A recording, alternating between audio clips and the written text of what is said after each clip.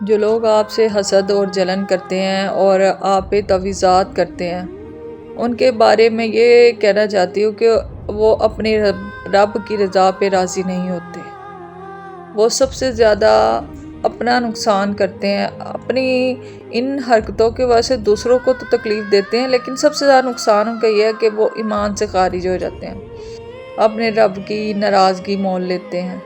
وہ دنیا کا تو نقصان کرتے ہیں، اپنی آخرت بھی برباد کر بیٹھتے ہیں۔ اور یہ وہی لوگ ہوتے ہیں جو جان لیتے ہیں کہ اللہ تعالیٰ نے آپ میں کچھ خاص چیزیں رکھی ہیں، آپ میں کچھ ایسی خوبیاں ہیں جو ہر انسان میں نہیں ہوتی، یا آپ میں نہیں ہے، یا دوسرے انسان میں نہیں ہے، آپ دوسرے سے اسپیشل ہو، آپ میں کچھ ایسا ہے جو دوسرے میں نہیں ہے، تو وہ نہیں ہے، وہ اندر سے آپ کی اس چیز کو تسلیم نہیں کر سکتے۔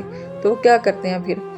پہلے وہ اپنی حسد جلن، اپنی کوڑ نکالتے ہیں، آپ کو ذلیل کرنے کی کوشش کرتے ہیں، آپ کا کردار خراب کرنے کی کوشش کرتے ہیں۔ جب وہ نہیں کر پاتے، جب وہ ادھر سے کامیاب نہیں ہوتے، تو وہ کیا کرتے ہیں؟ وہ تویزات، کالے جادو اور یہ عملیات اپنانا شروع کر دیتے ہیں کہ اس بندے کو ہم کس طرح برباد کریں۔ میں ایک بات کہنا چاہتی ہوں کہ اللہ تعالیٰ نے عزت اور ذلت، رزق، اولاد، ہر خوشی غم اپنے ہاتھ میں رکھا ہوا ہے۔ وہ اپنے بندے کو آزماتا ضرور ہے، لیکن آزمائش کے بعد وہ اس انسان کو خوشیاں بھی دیتا ہے۔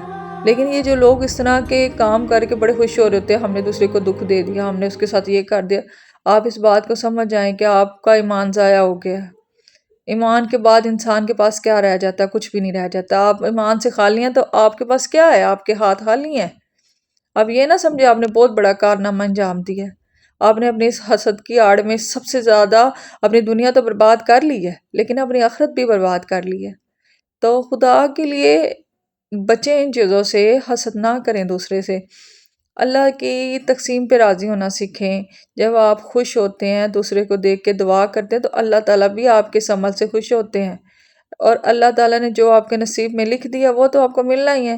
اور اگر اس نے آپ کو عزت دینی ہے تو دینی ہے، اس نے لکھ دیا اس شخص کو میں نے عزت دینی ہے، اور اگر کسی کے اللہ نہ کہ ذلت مقدر میں ہے تو وہ بھی اس کو ملنی ہے۔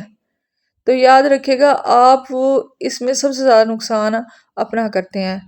اور زندگی میں یاد رکھیے گا ایک بات میری، یہ جو دوسروں کو دکھ پہنچاتے ہیں نا، تکلیف دیتے ہیں، وہ کبھی خوش نہیں رہ پاتے۔ ان کے گھروں میں ان کی اولادیں، وہ اکثر بے اولاد، میں نے اکثر ایسے لوگوں کو دیکھا جو ایسے کام کرتے اور وہ ان کی اولادیں ہی نہیں ہیں، وہ بے اولاد ہیں، اور اولادیں ہیں بھی تو دکھ اور تکلیف میں مبتلا ہے۔